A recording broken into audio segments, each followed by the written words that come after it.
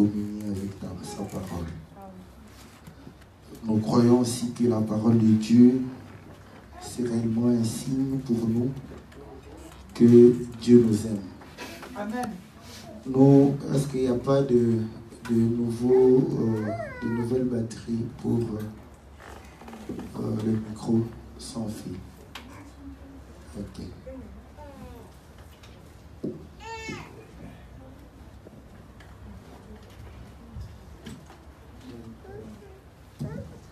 Je crois que, ok, ça va. Comme je n'aime pas trop crier, mais parfois j'écris, mais je crie à ma manière. Voilà pourquoi j'aime bien que nous ayons déjà le volume qui puisse me permettre de parler normalement. Nous étions en train de voir les sacrifices. Nous avons vu le feu étranger que le Seigneur ne voulait pas au milieu des enfants d'Israël. Donc nous sommes en train de parcourir le livre de Lévitique, n'est-ce pas? Comme ça au moins, c'est parmi les livres qui semblent être difficiles. Mais avec la grâce du Seigneur, cela devient facile. Aussi, auparavant, c'était un livre qu'on n'aimait pas beaucoup lire parce qu'on trouvait que c'était un peu plus compliqué. Mais Dieu nous a fait grâce parce que nous avons été bien enseignés. Donc, cela nous a permis de pouvoir réellement lire ce livre avec beaucoup de facilité. Donc, et le Seigneur nous révèle aussi des choses qui sont réellement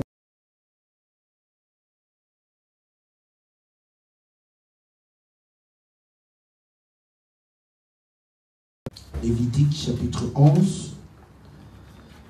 Nous lisons à partir du verset 1 jusqu'au verset 8. Nous lisons dans le nom précieux et glorieux de notre Seigneur Jésus. Amen.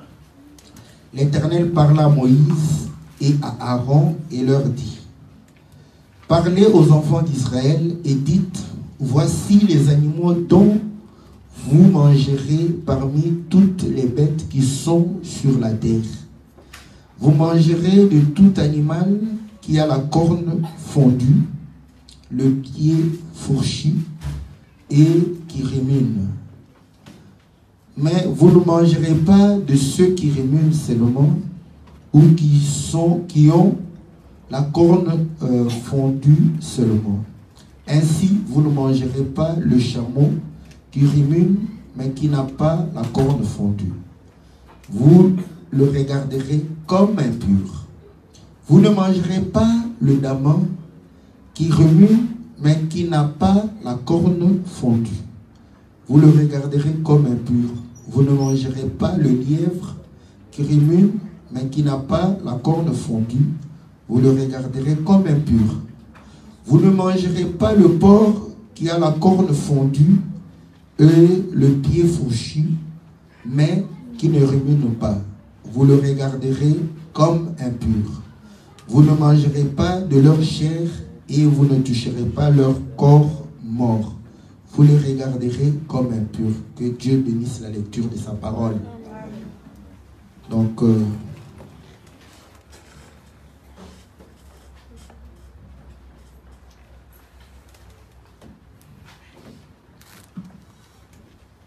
Dieu est en train de donner des instructions, n'est-ce pas, en ce qui concerne la nourriture des enfants d'Israël. Donc, la nourriture d'Israël.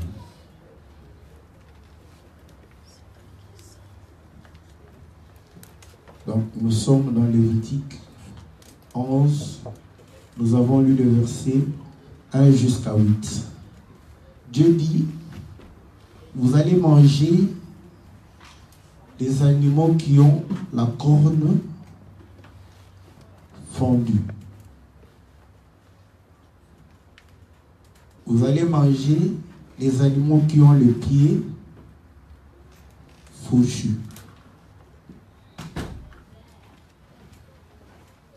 Vous allez manger les animaux qui ruminent.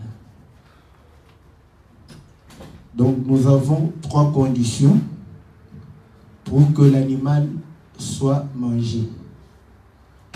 Voilà pourquoi il va dire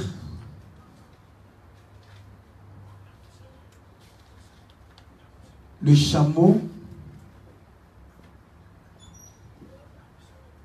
rumine mais n'a pas la corne fondue.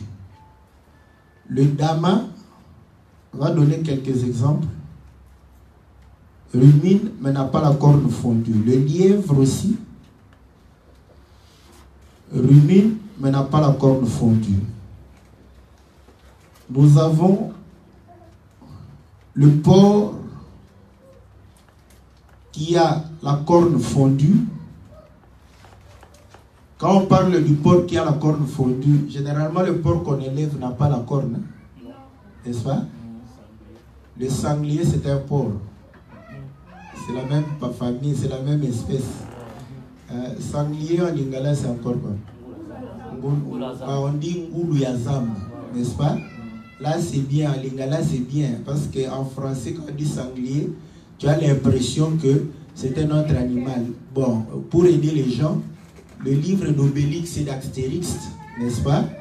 Vous allez comprendre que ce sont des mangeurs de porc. Parce qu'à la fin de chaque livre, c'est la fête où on prend le musicien, n'est-ce pas? Ils ont la révélation par rapport à ce musicien-là, a l'esprit des musiciens congolais. On le prend, n'est-ce pas? Comme lui aime faire toujours le bruit, n'est-ce pas? Son problème, c'est de pouvoir faire l'animation. On le prend, on le bâillonne, n'est-ce pas? Pour qu'il ne dérange pas. Et les autres mangent des sangliers. Et le sanglier a des cornes. Est-ce que vous voyez? Donc, c'est là où vous allez comprendre que si vous ne regardez que le porc élevé, vous allez avoir des difficultés, n'est-ce pas? Parce qu'il faut aussi faire la foi. Voilà pourquoi la Bible dit que la nature elle-même ne vous enseigne-t-elle pas. Le Seigneur le savait parce que vous allez comprendre que quand c'est un animal que vous ne mangez pas, vous n'aurez pas tendance à élever cet animal. Vous voyez? Donc, comme il savait qu'au moins cet animal se retrouve, n'est-ce pas, dans la jungle, là-bas, le sanglier a 2 cornes, n'est-ce pas? Donc, le porc, le sanglier, c'est le porc sauvage.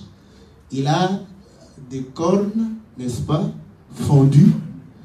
Et il a des pieds fourchus. Mais cependant, il ne rumine pas. Donc, il est animal impur.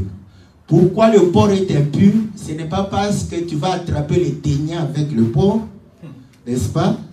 Parce que là, quand les gens veulent philosopher, vous voyez, Dieu avait interdit aux enfants d'Israël le porc parce qu'aujourd'hui, quand vous mangez le porc, vous pouvez attraper la maladie des ténias. N'est-ce pas? Là, vous allez manger sans vous rassasier. Ok?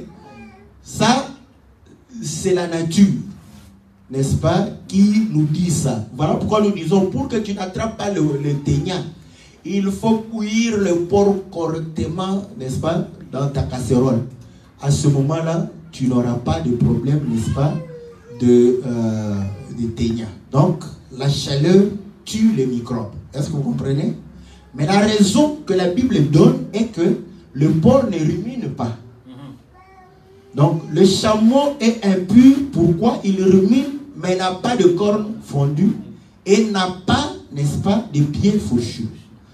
Cornes fondues, ça veut dire cornes divisées, n'est-ce pas? Donc, voilà.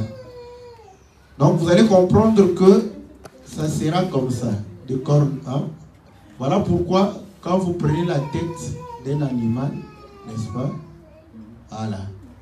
Cornes fondues, c'est corne qui est divisé. Ok? Parce qu'au moins, l'inocéros a une corne. Mais la corne n'est pas fondue. N'est-ce pas? Au moins, c'est un animal qui nous montre qu'il a une corne, mais cette corne n'est pas fondue. Donc l'innocéros c'est un animal impur. Est-ce que vous comprenez? Donc, pour classifier les animaux purs ou impurs, le classement est là. 3 conditions. Corne fondue, pied fourchu. Pied fourchu, c'est quoi? Voilà, le sabot du cheval est en un. N'est-ce pas? Maintenant, le pied fourchu, c'est le pied qui se divise. Voilà, comme ceci. Voilà, comme une fourchette. Ça dépend maintenant de, je crois, ils ont parfois ont 2 doigts devant et un autre derrière, n'est-ce pas? Mais c'est séparé, comme dans une fourchette. Les dents sont séparées. Ok? Mais par contre, le cheval aura le sabot, n'est-ce pas? Comme ça. Donc, il n'a pas le pied fourchu. D'où il est impur. Donc, le chien est impur parce que le chien n'a pas de cornes. Deuxièmement, le chien ne rumine pas. Donc, c'est ça. Pour manger un animal, il faut ces 3 conditions. S'il n'y a pas ces 3 conditions, il ne faut pas manger. Dieu est bon. Est-ce que vous comprenez? C'est là où nous disons que Dieu contrôle même la cuisine. Est-ce que vous comprenez? Donc tu ne peux pas préparer tout ce que tu veux. Oh non, voilà, ça c'est bon. Tu prends les ndaka là, il faut te demander est-ce que les ndaka là sont conformes à la parole. Est-ce que vous comprenez? Donc voilà ce que le Seigneur donne. Et vous allez comprendre que l'agneau a de cornes fondues, pieds fourchus et rumine. Donc en réalité, Dieu démontre que les animaux, tous les animaux que nous avons vus, qui étaient des animaux de sacrifice, vous allez comprendre que le bœuf va avoir, n'est-ce pas, la corne fondue, les pieds fourchus et rumine. Est-ce que vous comprenez? Le bélier a les cornes fondues, les pieds fourchus et rumine. Est-ce que vous comprenez? Si vous prenez la chèvre, n'est-ce pas, le bouc a des cornes, n'est-ce pas, il rumine et il a des pieds fourchus. Donc les animaux qui étaient sacrifiés à Dieu remplissaient ces critères. Est-ce que vous comprenez? Donc ce qu'Israël mangeait, c'est ce que Dieu mangeait. Et c'est là où nous comprenons qu'il mangeait à la même table que Dieu. Est-ce que vous comprenez? Donc si vous sortez d'Israël, vous sortez de la table de Dieu. Automatiquement, ce qui sera présenté sera impur. Est-ce que vous comprenez? Parce que c'est la nourriture que Dieu n'agrée pas. Voilà pourquoi Dieu donne les critères. Dieu ne donne pas, parce que, je ne sais pas, j'aime bien ces expressions-là. C'est comme s'il a mangé, il est rassasié, il n'a plus rien à faire. Dieu commence à donner des conditions pour que les gens mangent ceci ou cela. Vous savez que les hommes ont imité Dieu. Quand vous allez au Kassai là-bas, vous allez voir, mais eux, au lieu de pouvoir prendre un animal impur pour tout le monde, l'animal sera impur seulement pour la femme. Est-ce que vous comprenez? Ils ont des animaux que la femme ne peut pas manger. C'est impur pour la femme, mais pas pour l'homme. Or, vous allez comprendre que ce qui est impur pour Dieu, Dieu l'a rendu aussi impur pour le peuple. Est-ce que vous comprenez? Maintenant, la question que nous pouvons nous poser. Dieu est esprit. Car le Seigneur nous dit que Dieu est esprit. Donc, la nourriture de Dieu, parce que Dieu a commencé le livre de Lévitique avec la présentation de sa nourriture, de ce que lui agrée, n'est-ce pas? il a commencé à présenter ce que vous devrez offrir à Dieu. Ce que Dieu aime. Vous voyez qu'on a commencé par Dieu. Une fois, j'ai posé la question à ma mère, mais en tout cas que Dieu bénisse ma mère. Je lui ai dit, mais pourquoi maman, papa a toujours les meilleurs repas?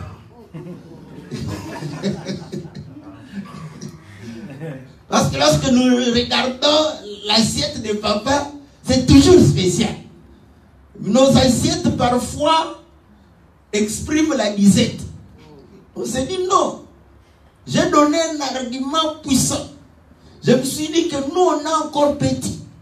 On n'a pas encore bien mangé pour grandir. Normalement tu devais priver papa et nous donner pour que nous puissions grandir, avoir de la force. Il a dit c'est bien. Il a dit non, non, tu as raison mon fils. Si je te donne et que tu manges, tu as la force, tu grandis en bonne santé, et que ton père n'a pas la force d'aller encore chercher la nourriture, nous allons mourir de faim. Vaut mieux qu'il mange, qu'il ait la force pour aller encore chercher. Est-ce que vous comprenez? Est-ce que vous comprenez? Est-ce que vous comprenez ça? Vaut mieux que lui mange. Pourquoi? Parce que lui pourvoira. Est-ce que vous comprenez que tu peux réellement te priver pour que Dieu mange, car Dieu pourvoira? Est-ce que vous comprenez? C'est ce que la femme la veuve de Sarepta a vécu. Et lui il a dit, prive-toi. Si moi je suis en vie, tu ne manqueras pas. Est-ce que vous comprenez? Donc si Dieu mange, si Dieu est satisfait, toi tu ne manqueras pas, parce que c'est lui qui cherche pour toi. Est-ce que vous comprenez? Mais le problème c'est que nous sommes des saints hommes. Parce qu'on veut voir Dieu. Quand on ne voit pas Dieu, on dit, ah, que Dieu mange. Mais tu veux voir Dieu. Dieu est dans chacun de nous. Est-ce que vous comprenez? Dieu est dans chacun de nous. Le Seigneur est dans chacun de nous.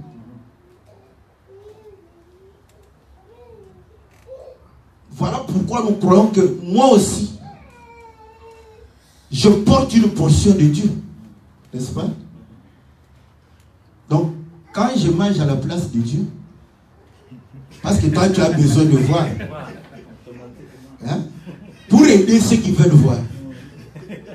Nous sommes là pour aider ceux qui croient, n'est-ce pas, après avoir vu.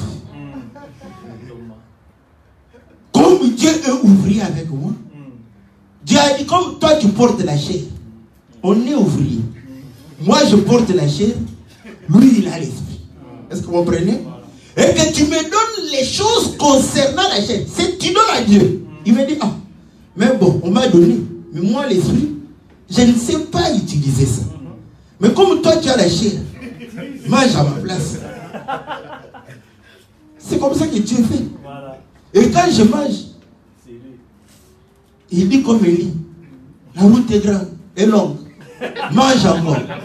N'est-ce pas?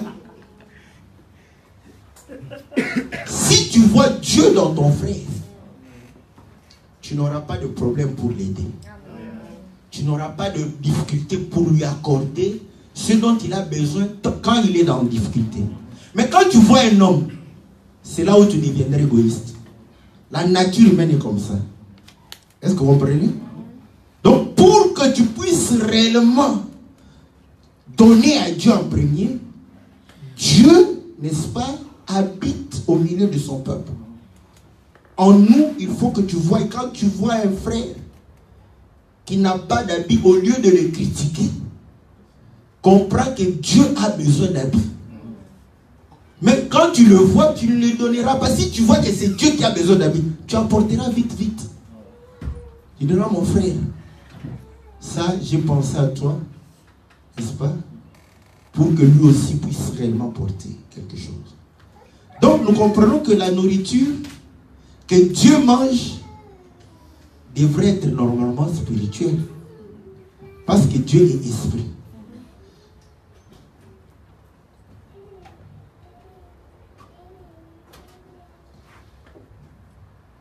Dieu est esprit. Vous allez voir que l'homme est l'image de Dieu. Ce que Dieu mange, n'est-ce pas? C'est une nourriture spirituelle.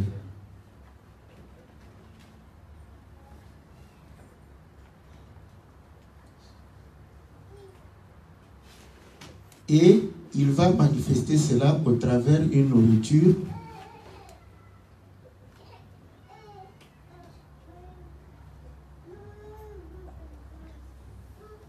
physique. Donc nous comprenons que Israël, c'est le peuple de Dieu. Il nous donne l'information sur ce que Dieu est en train de pouvoir manger. Que Dieu soit loué parce que nous, on se pose toujours des questions. N'est-ce pas? Il y a quelque temps, on se posait la question pourquoi il y a des animaux impurs et pourquoi il y a des animaux purs. N'est-ce pas? On a répondu à ces questions-là. Mais aujourd'hui, on a poussé la question un peu plus. Pourquoi l'animal est impur? Facile de dire que c'est Dieu qui a décidé qu'il soit impur. Oui, mais Dieu a donné des raisons pourquoi il déclare l'animal impur. Maintenant, on pose la question. Pourquoi ces critères ici intéressent Dieu? Voilà. Est-ce que vous comprenez? Voyez comment on progresse dans la connaissance. Voilà. Parce que nous avons compris dans un premier temps que quand Dieu créa au commencement, il dit que tout était bon. Voilà. Donc, et le porc était bon. C'est ça. Voilà. Le lièvre, bon. Le damas, bon. Le chameau, bon. N'est-ce pas? Ngolo. Bon. Voilà. Voilà. Est-ce que vous comprenez?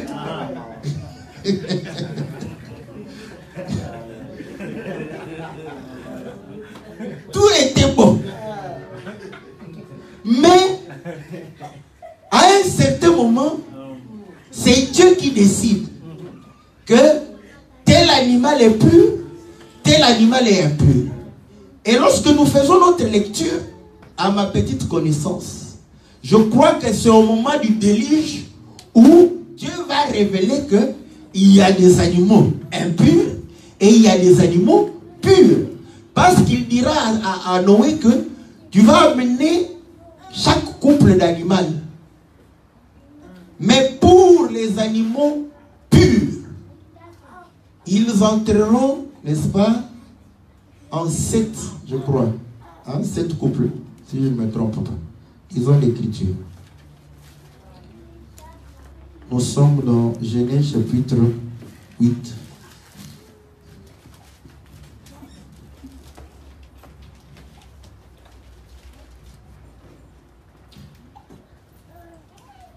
Genèse chapitre 7. Au verset 1. L'Éternel dit à Noé, entre dans l'arche, toi et toute ta maison, car je t'ai vu juste devant moi parmi cette génération. Tu prendras auprès de toi 7 couples de tous les animaux purs. Alléluia. Est-ce que vous comprenez? Donc il prend 7 couples de tous les animaux purs. Et il va prendre un couple des animaux impurs. Donc nous comprenons que c'est là où nous voyons que Dieu divise les animaux en animal impur et animal pur. Mais jusque-là, il n'a pas donné pourquoi tel est impur, tel autre est pur. Est-ce que vous voyez? Et nous voyons que les animaux impurs et les animaux purs vont entrer dans l'arche. Or, lorsque Dieu déclare que la terre était corrompue, vous allez comprendre que à cette époque-là, les animaux ne mangeaient que l'herbe. Est-ce que vous le savez?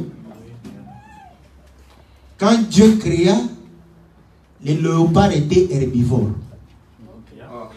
Oui. Voilà pourquoi dans les parcs congolais, il se souvient qu'il était herbivore quand on ne lui donne pas la viande. Quand vous allez lui donner les légumes, les léopards se souviennent qu'au commencement, j'ai mangé l'herbe. Et tu vas voir les léopards congolais dans un parc congolais en train de manger les légumes. Est-ce que vous comprenez? Le chien, c'est un carnivore. N'est-ce pas? Il est devenu omnivore. Il mange tout ce que... Est-ce que vous comprenez? Il mange tout. Est-ce que vous comprenez? Mais au commencement, Dieu donna les fruits, la sémence à l'homme, et il va donner, n'est-ce pas, l'herbe aux animaux. L'animal ne mangeait pas l'animal. L'homme ne mangeait pas aussi l'animal. Est-ce que vous comprenez? Donc, vous allez comprendre que quand Dieu déclare que la terre est corrompue, il faut se poser maintenant les animaux qui ne mangeaient que l'herbe. Qu'est-ce qu'ils ont fait comme problème? Or, le Seigneur va décider de détruire l'homme et l'animal qui vit sur la terre. Donc, nous comprenons une chose, que l'animal qui vivait sur la terre sera impur à cause de l'homme. Est-ce que vous comprenez? L'homme a rendu l'animal impur. C'est l'homme qui a péché. Si vous lisez dans Genèse chapitre, le problème c'était quoi? On dit que les fils des hommes, les fils de Dieu, virent que les filles des hommes étaient belles. Là, leur cœur va commencer à trembler, à pouvoir aller chercher, n'est-ce pas, les filles des hommes. Parce que les filles des hommes, pour se rendre attractives, elles sont expertes. Vous savez ça? N'est-ce pas? Ça n'a pas commencé aujourd'hui. Hein? Non. Voilà pourquoi vous allez voir que quand une sœur se conforme à la parole, certains frères se retrouvent au temps de Noé. Quand ils regardent comme ah, quand ils regardent de l'autre côté, oh, oh, oh, oh. En tout cas, oh là là là là là. Oh. Les femmes sont devenues belles. Hein? Vous voyez?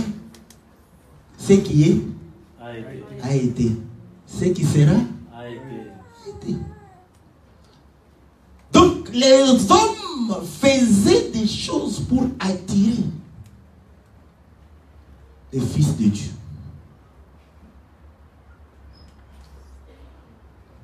Là, qu'est-ce que ça fait? Qu'est-ce que ça fait si je pars prendre une femme à Sodome et Gomorrhe? Mais il est le même hier, aujourd'hui, éternellement. Ce qui arriva au temps de Noé, t'arrivera. Tu feras face à des géants dans ta maison. Parce que c'est ce que la Bible dit. Au moment où les fils des hommes vont pouvoir, les filles des hommes vont pouvoir s'allier avec les fils de Dieu, c'est à ce moment-là que les géants sont nés. Je t'assure que ce n'était pas... Jusqu'à maintenant, moi, je mets à l'épreuve. Je ne crois pas que c'était des gens qui étaient 4 mètres, 3 mètres. Les 4 mètres, 3 mètres là, c'était par rapport à leur méchanceté. Est-ce que vous comprenez? Vous savez, un homme méchant dégage la terreur, même s'il est ici. Est-ce que vous comprenez? Donc, il est géant. Tu ne verras pas la gigantesque de cette personne par rapport à sa taille physique. Mais quand tu fermes les yeux, tu verras un homme géant devant toi, en train de te dominer. Est-ce que vous comprenez? C'est comme ça qu'ils entraînent les gens dans le mal. Est-ce que vous comprenez que c'est lui qui doit entraîner quelqu'un dans le mal? Vous allez vous demander, mais pourquoi tu ne le résistes pas? Mais il est devant un géant, qu'est-ce qu'il va faire? Est-ce que vous comprenez comment les gens sont entraînés par les gens de mauvaise vie? Ils sont géants dans le mal.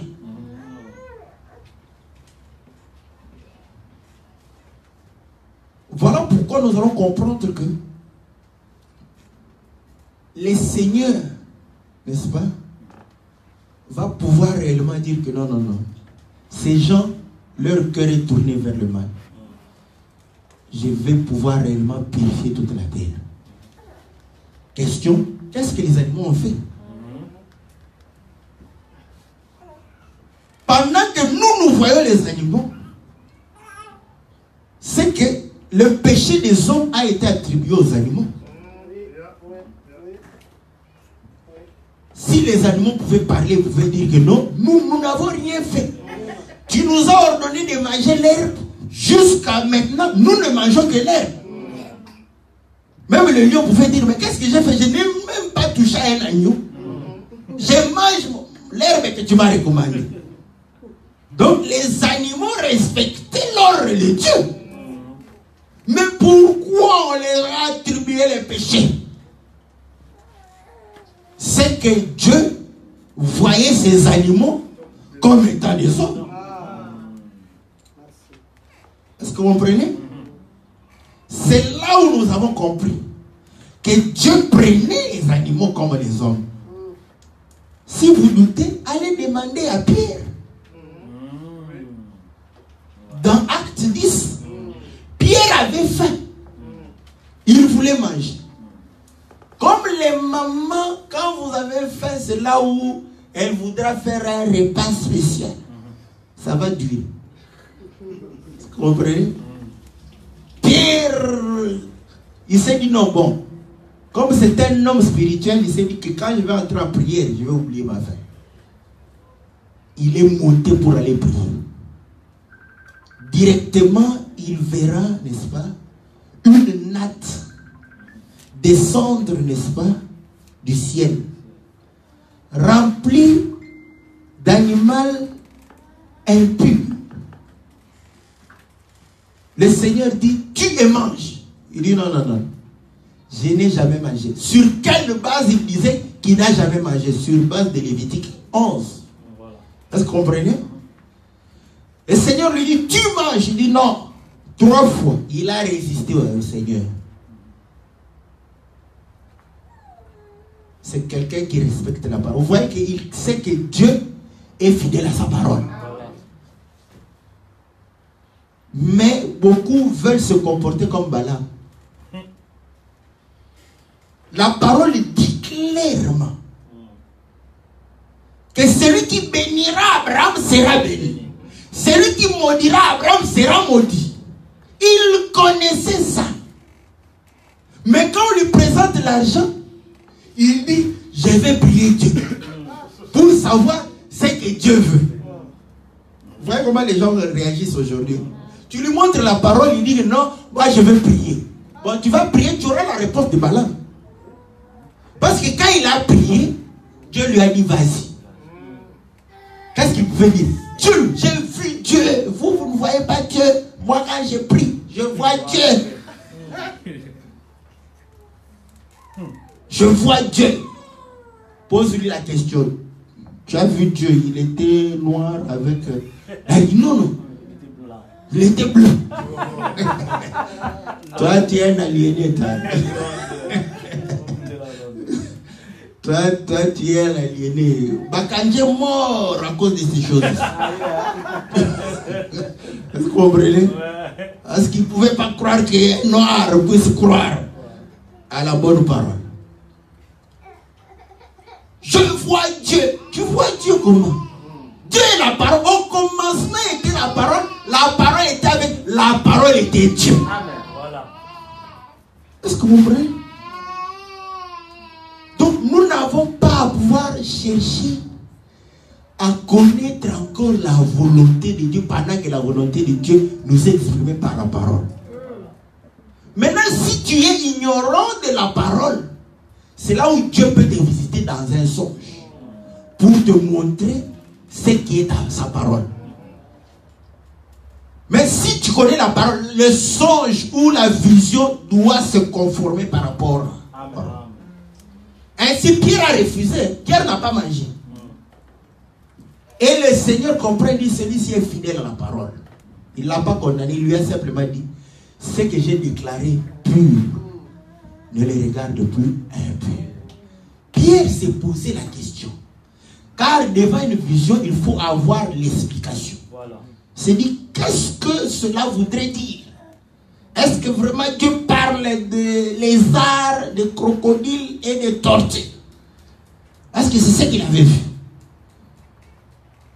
Directement, les gens envoyés par Corneille vont se présenter pour dire que non, Dieu a visité Corneille et Corneille nous a envoyés pour que nous puissions te prendre et que tu ailles lui prêcher la parole.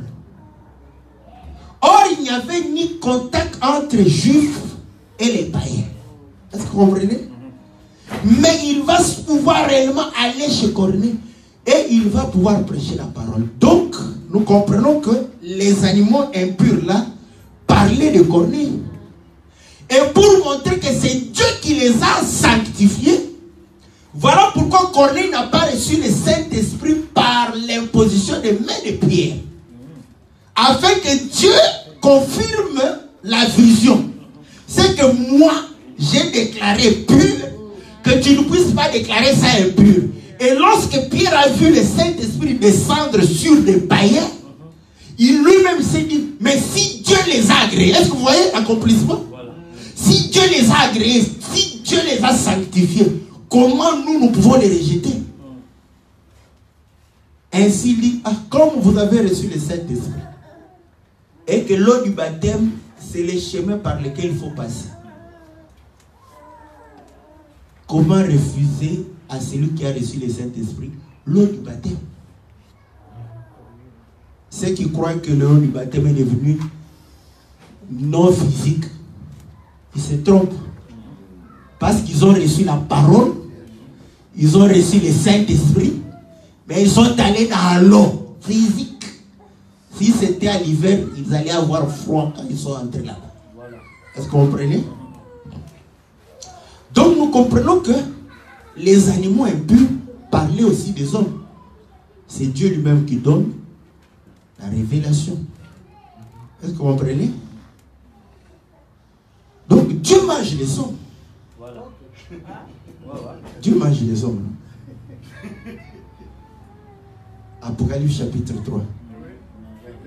Tu n'es ni chaud ni froid. Je vais te vomir. C'est qu'il t'avait mangé. Maintenant, il trouve que tu ne remplis pas les conditions d'être mangeable. Est-ce que vous comprenez? Il regarde, il dit, oh, celui-ci, je l'ai mangé, mais n'a pas de corne fondue. Il vomit. Est-ce que vous comprenez? Quand il te mange, quand on dit ni chaud ni froid, vous allez comprendre que selon la parole, tu dois remplir les critères. Il regarde tes pieds. Il trouve que ce sont des sabots de chevaux. Il dit non, non, mais comment j'ai mangé cet homme? Il vomit. Quand il mange, il trouve que non, toi tu es comme un porc. Tu as le corps fondu, tu as des pieds fourchus, mais tu ne rumines pas. Va te vomir. Est-ce que vous comprenez? Apocalypse chapitre 3 nous démontre que Dieu mange les hommes.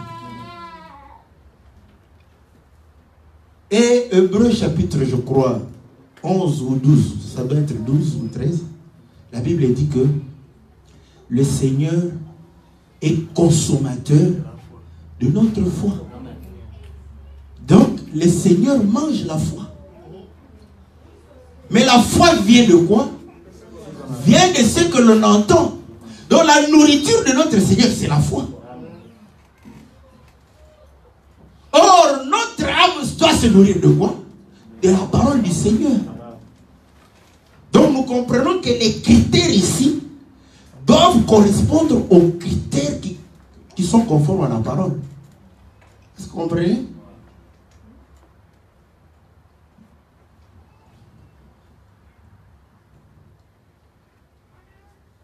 Vous allez voir que à ce moment-là, nous devons savoir à quoi sert la corne. N'est-ce pas?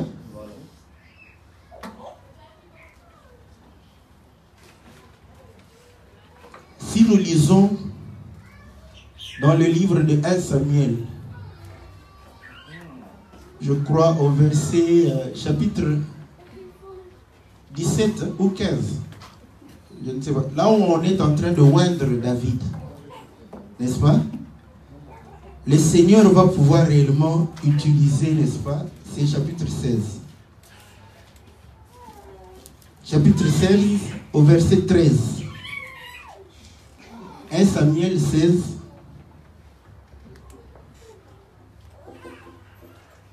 On va utiliser la corne pour oindre David. Est-ce que vous comprenez? Et lorsque Salomon a voulu être détrôné, donc on a voulu usurper son droit d'accession au trône par son frère, je crois, Adonijah, vous allez comprendre que le sacrificateur va dire à David de oindre directement Salomon avant même de mourir. Et quand vous lisez dans 1 Roi chapitre 1, je crois verset 13, si je ne me trompe pas, donc ils vont oindre Salomon avec la corne. Donc la corne sert à pouvoir donner la royauté. Est-ce que vous comprenez? Donc, nous comprenons qu'avec la corne, on accède à la royauté.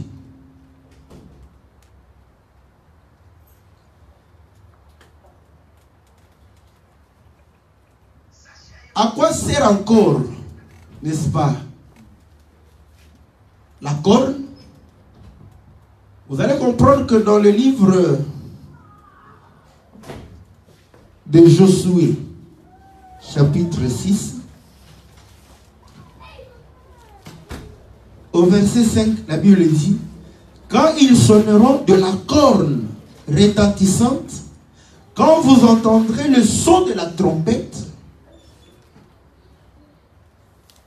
tout le peuple poussera de grands cris, alors la muraille de la ville s'écroulera et le peuple montera chacun devant soi. Donc,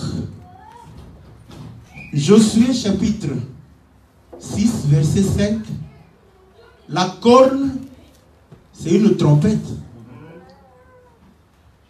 Quand vous lisez trompette, vous avez l'idée des trompettes, mais c'était avant Jésus. Vous croyez quelle trompette ils jouaient? C'était des cordes qu'ils utilisaient pour jouer la trompette. Vous voyez les feuilles de papaye. On utilisait ça aussi pour faire des trompettes, n'est-ce pas? Donc à l'époque, on prenait la corne pour sonner. Quand tu vois trompette là-bas, ce sont des cornes qu'on sonne. Maintenant, l'homme a transformé la corne en trompette que les musiciens jouent maintenant. Est-ce que vous voyez? Voilà, parfois la trompette a la forme un peu de corne. Ce n'est pas un vain. Donc, tout vient de la nature. Vous savez que l'assiette vient de la feuille. Est-ce que vous le savez? C'est pourquoi il y a certaines assiettes qui ont la forme de la feuille. Parce que avant que l'homme ne fasse l'assiette, l'homme mangeait sur des feuilles. Est-ce que vous voyez? Donc, vous allez comprendre que l'homme ne fait que copier la nature. Donc, la corne sert à donner à quelqu'un la royauté. Or, quand on te donne la royauté, on te donne le pouvoir. N'est-ce pas? Donc, nous voyons au travers la royauté, le pouvoir, la puissance. Voilà pourquoi lorsque vous lisez dans les livres de Daniel, lorsqu'on est en train de parler de bouc qui a des cornes, vous allez voir que les animaux qui ont des cornes, leur force c'est dans leurs cornes. Est-ce que vous comprenez? Leur puissance c'est dans leurs cornes. Donc la corne nous donne l'image de la puissance. La corne c'est la puissance. La corne c'est la trompette. Or, lorsqu'on sonne la trompette, c'est pour pouvoir prévenir. Est-ce que vous comprenez? Or, le son de la trompette, c'est réellement la parole de Dieu. Est-ce que vous voyez? Voilà pourquoi la Bible dit que si le son de la trompette n'est pas clair, comment les gens vont se préparer pour aller en guerre? Heureux le peuple qui distingue, qui connaît le son de la trompette. Donc par la trompette, nous voyons la parole, la voix, car la voix de l'Éternel est comme une trompette, le son de la trompette. C'est la voix de l'Éternel.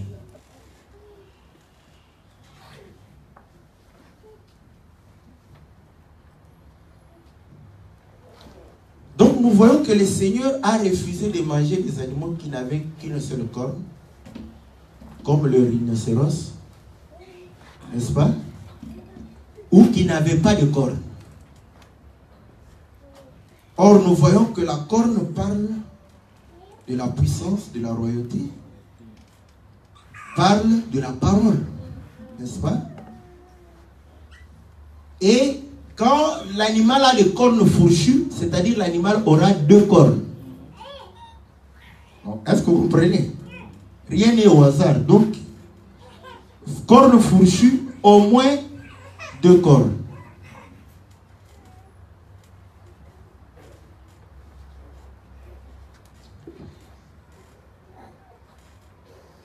Nous comprenons que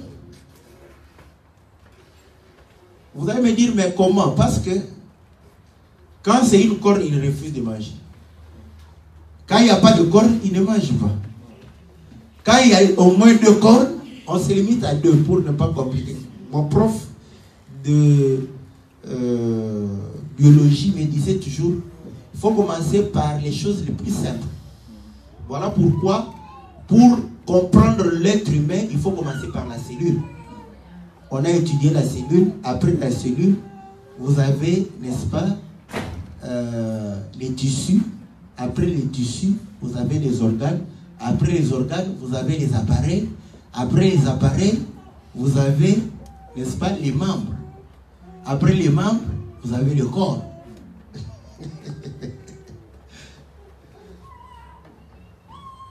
Donc, je me limite à deux. Parce que quelqu'un va dire, oh non, il y a des animaux qui ont 7 cornes. Bon, là, tu vas expliquer les 7 cornes. Au moins, je sais qu'il y a un agneau qui a 7 cornes dans la Bible. Est-ce que vous comprenez? Donc, 2 cornes. S'il n'y a pas une corne, s'il y en a 2, le Seigneur agrée. Or, la corne, nous voyons que la corne parle du royaume. N'est-ce pas?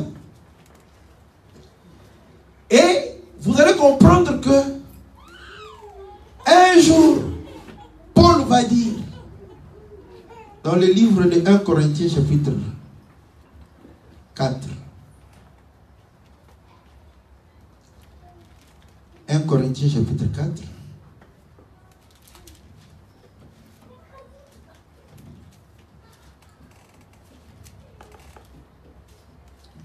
Au verset 19. Mais j'irai bientôt chez vous, si c'est la volonté du Seigneur. Et je connaîtrai non les paroles, mais la puissance de ceux qui sont enflés. Car le royaume de Dieu ne consiste pas seulement en paroles, mais en puissance. Est-ce que vous comprenez? Donc vous allez comprendre que Paul est en train de démontrer que le royaume de Dieu, il faut la parole et la puissance. S'il n'y en a pas, c'est qu'il n'y a pas le royaume. Or, écoutez, si nous mangeons la nourriture du Seigneur, c'est pour que nous puissions avoir la vie comme le Seigneur. Pour que nous puissions accéder, n'est-ce pas, à son royaume. Est-ce que vous comprenez? La nourriture que le Seigneur nous donne, c'est pour nous donner sa propre vie. Est-ce que vous comprenez? Et là, vous allez comprendre qu'au commencement était la parole était avec Dieu, la parole était Dieu. La parole était la demeure de Dieu. Le royaume, c'est la parole.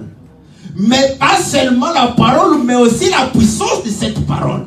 Car une parole qui sort de Dieu, elle ne peut rentrer à Dieu sans pour autant produire le fruit pour lequel il a été envoyé.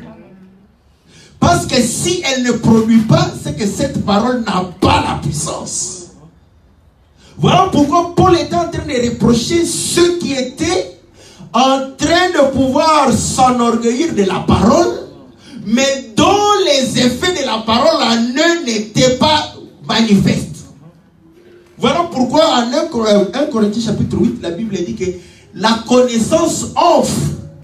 Quelle est cette connaissance qui enfle? C'est une connaissance où tu es en train de parler des choses de Dieu, mais la vie du royaume ne se manifeste pas en toi. Quand on est malade, on veut voir que le Seigneur puisse guérir. Mais ça, c'est la maladie de la chair. Nous disons c'est un bon désir. Il faut prier le Seigneur pour qu'il te guérisse de ta maladie. Mais la maladie de l'âme, là, tu ne dis rien. Est-ce que vous comprenez? Si le Seigneur est capable de guérir le corps, il doit être capable de guérir ton âme. Voilà pourquoi quand il est avec les pharisiens, les gens de mauvaise vie, on va lui reprocher, mais pourquoi tu aimes les gens de mauvaise vie? Il dit, un médecin est réellement valable ou il est dans son travail quand il y a des malades. En Europe ici, les médecins ont même inventé des maladies dans les gens pour qu'ils viennent leur visiter. Vous savez que le médecin dit que un homme bien portant, c'est un malade qui s'ignore. Pour que tu ailles le voir. Donc, si tout le monde est en bonne santé, les médecins ne seraient pas d'utilité. Donc, le Seigneur démontre que si je suis venu, je suis un médecin. Mais c'est pour guérir quoi? Pour guérir ton impudicité, tes querelles, ta jalousie, ta médisance. Mais si la parole ne produit pas la puissance de pouvoir arracher ces choses en toi, est-ce que tu vas comprendre que cette parole ne va pas te donner le royaume? Tu n'auras pas la vie du Seigneur. Nous mangeons, ce que nous mangeons, c'est ce que nous sommes. Si tu manges beaucoup de graisse, tu auras beaucoup de graisse. Si tu manges beaucoup de sucre, tu auras beaucoup de sucre.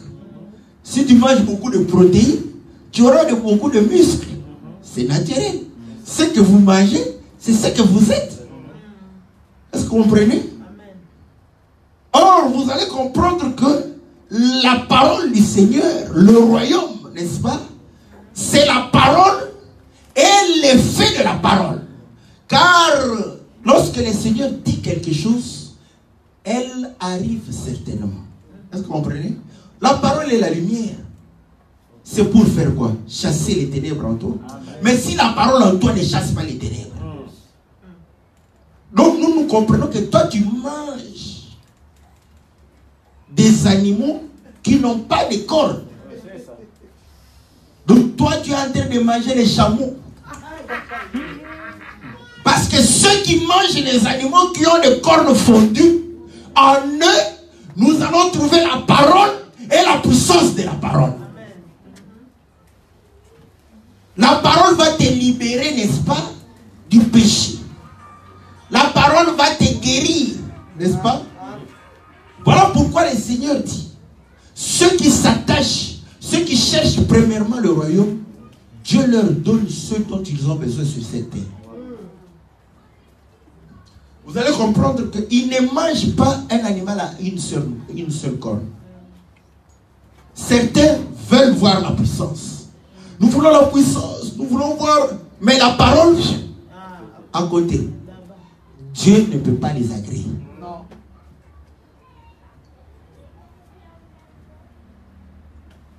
Est-ce que vous comprenez? Donc Dieu agrée lorsque nous mangeons un animal avec des cornes fondues. Donc, parole et puissance de la parole. Quand tu reçois la parole, tu dois vivre cette parole. Parce que la puissance te donne la capacité. Si tu étais malade et que tu es guéri, tu vas te mettre debout pour aller travailler, pour faire les choses.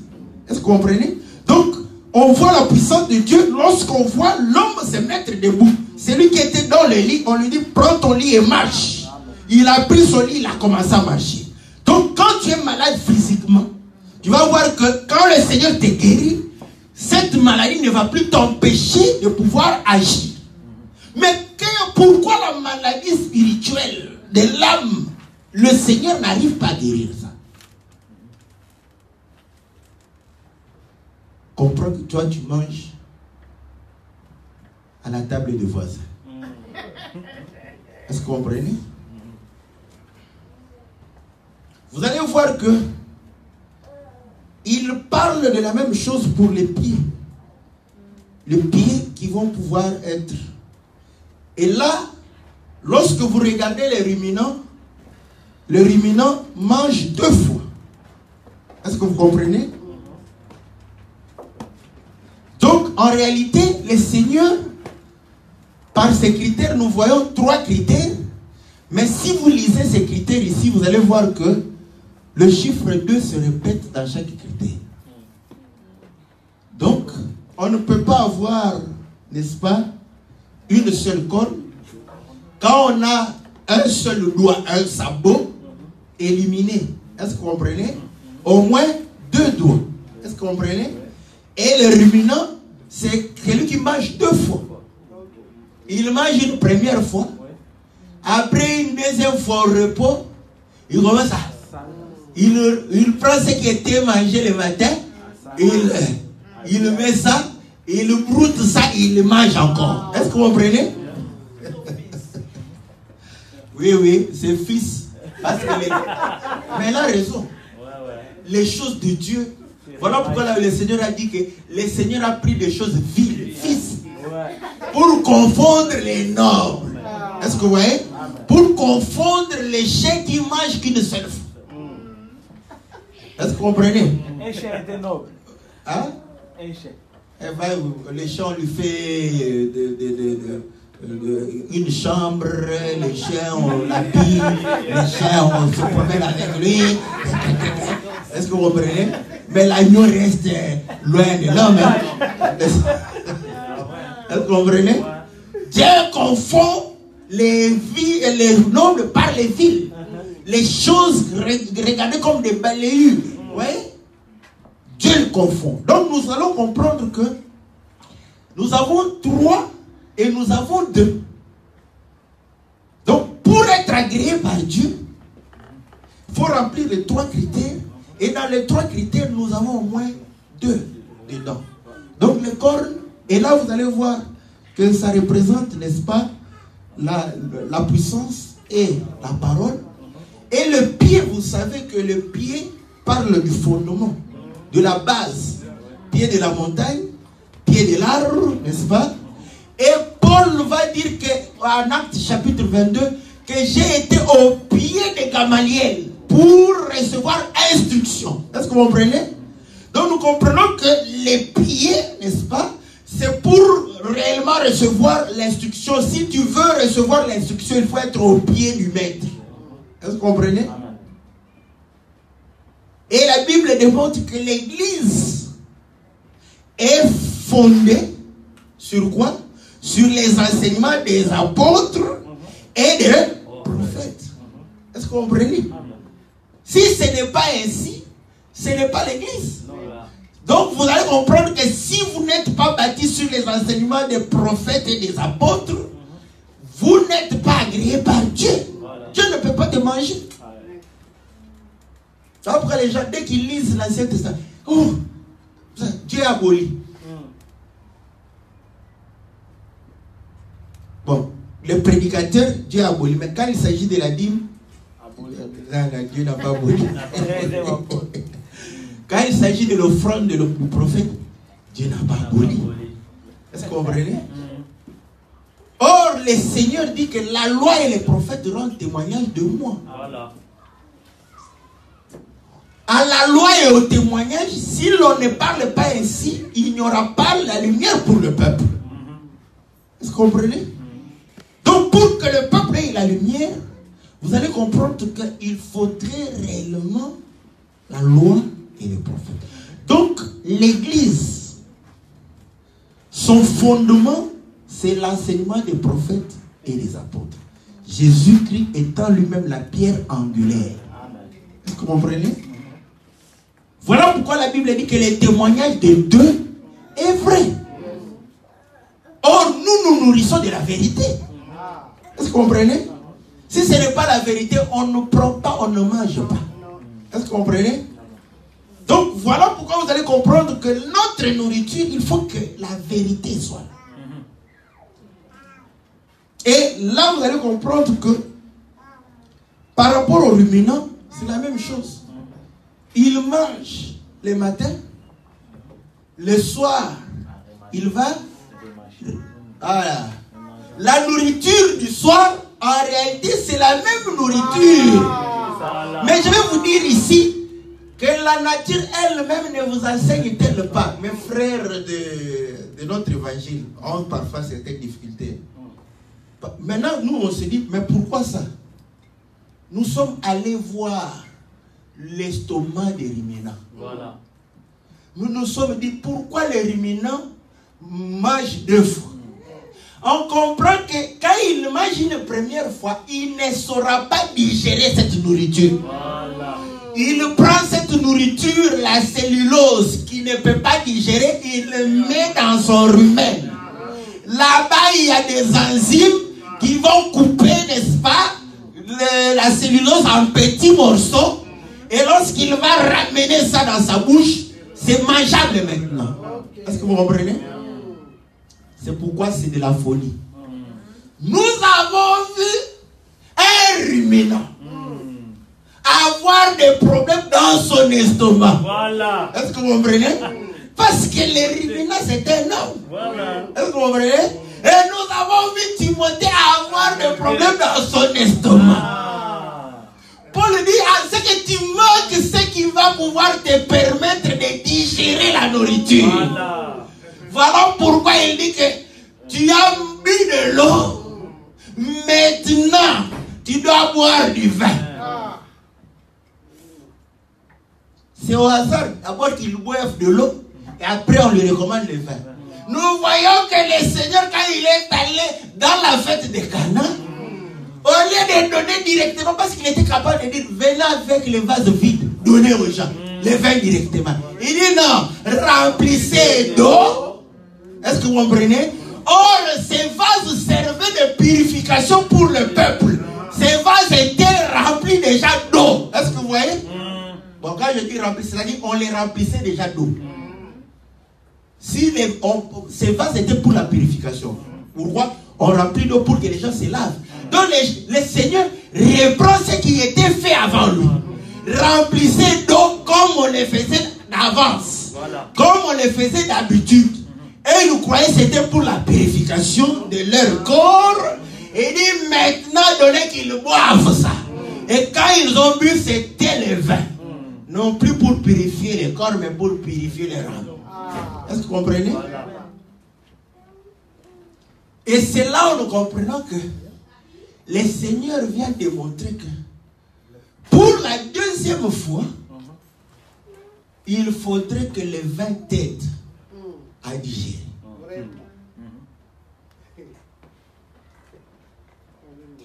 Un autre témoin vient. Parce qu'on doit se poser la question. Mais quand je parle comme ça, quelqu'un se dit, ah mais celui ça c'est un fou. Oui, je suis un fou. Parce que la prédication de la croix, c'est de la folie. Est-ce que vous comprenez?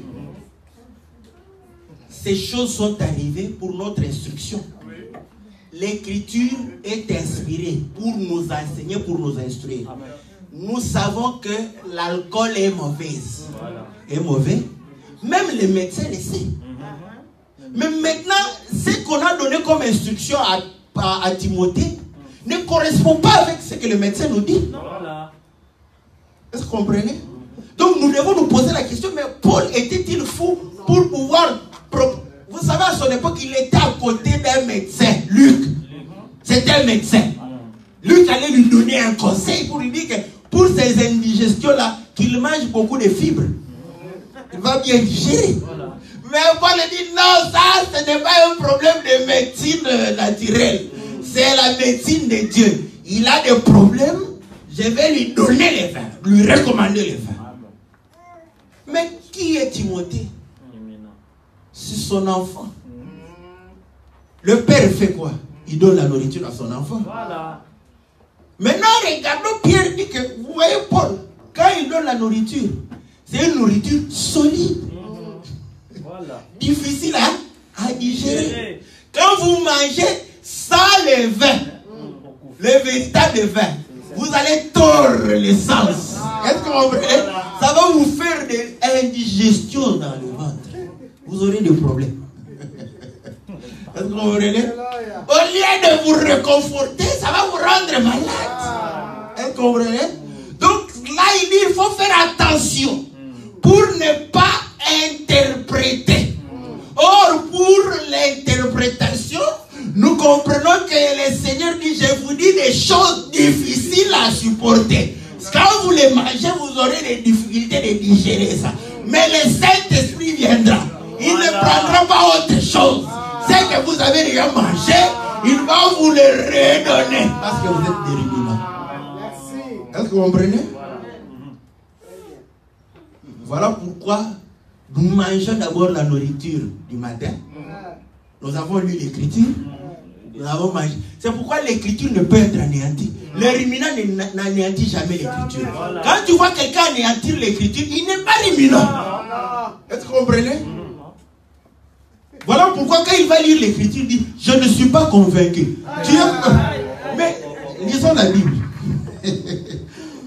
Donc quand tu vois quelqu'un dire que je ne suis pas convaincu avec l'écriture, il dit 2 Timothée chapitre 3 au verset 7. Toute écriture est inspirée de Dieu, utile pour enseigner, pour convaincre.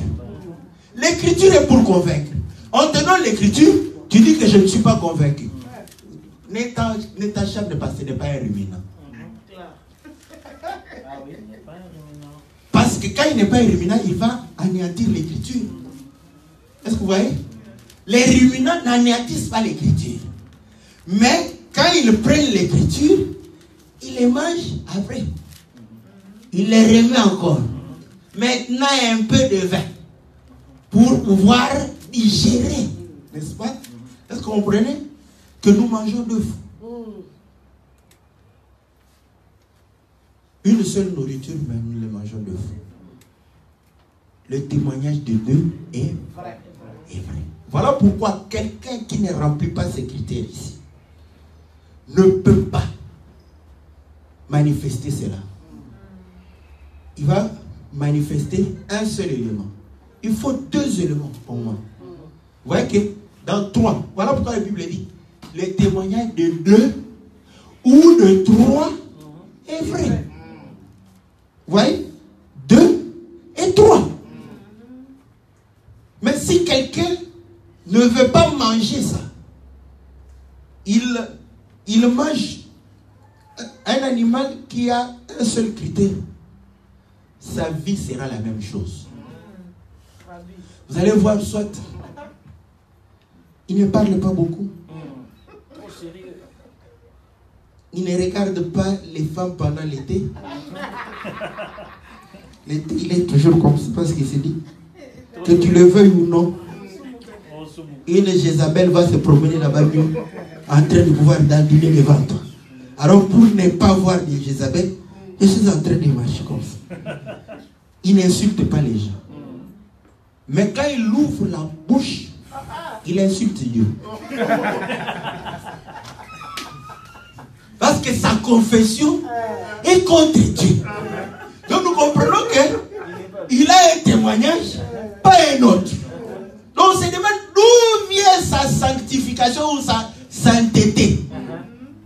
Ça, c'est un moine tibétain qui s'est trompé d'adresse. Est-ce que vous comprenez? Ou bien vous allez voir un homme. Vous connaissez le secret du crocodile. Je vais vous expliquer la langue du crocodile. Je vais vous expliquer les dents du crocodile. Et sa queue. Je vais vous expliquer ses ongles. Je vais vous expliquer les paupières du crocodile. Vous savez que le crocodile de la Bible a des cheveux blancs. Quand il passe, il laisse la lumière. Il fait cesser. Le crocodile de la Bible crache le feu. Est-ce que vous le savez? Maintenant, quand tu le vois en train de vivre la parole, rien du crocodile. C'est un chauve qui n'a pas de cheveux. Et est-ce que vous comprenez? Comprends que quand il mange, il ne mange pas dans la table du Seigneur. Il mange chez les voisins. Est-ce que vous comprenez?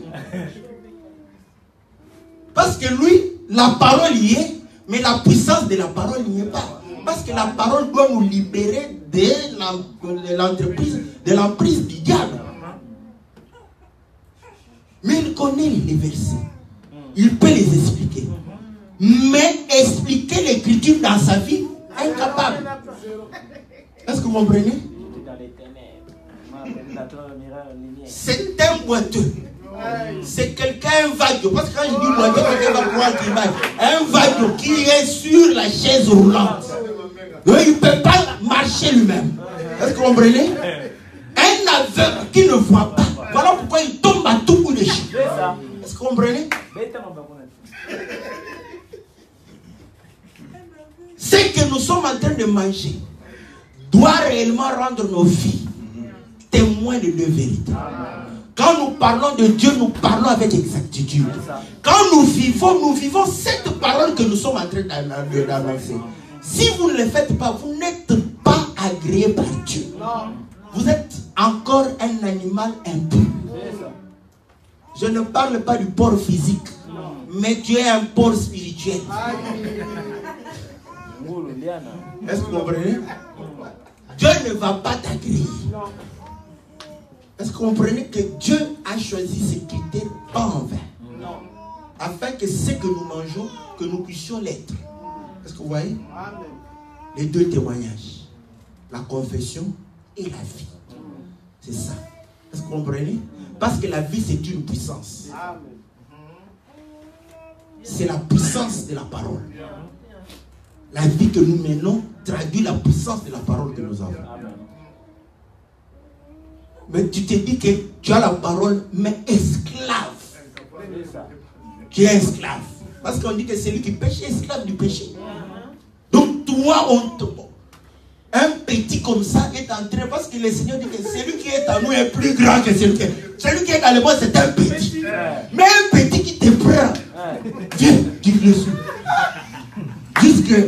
Jusqu'à l'hôtel pour aller faire des bêtises.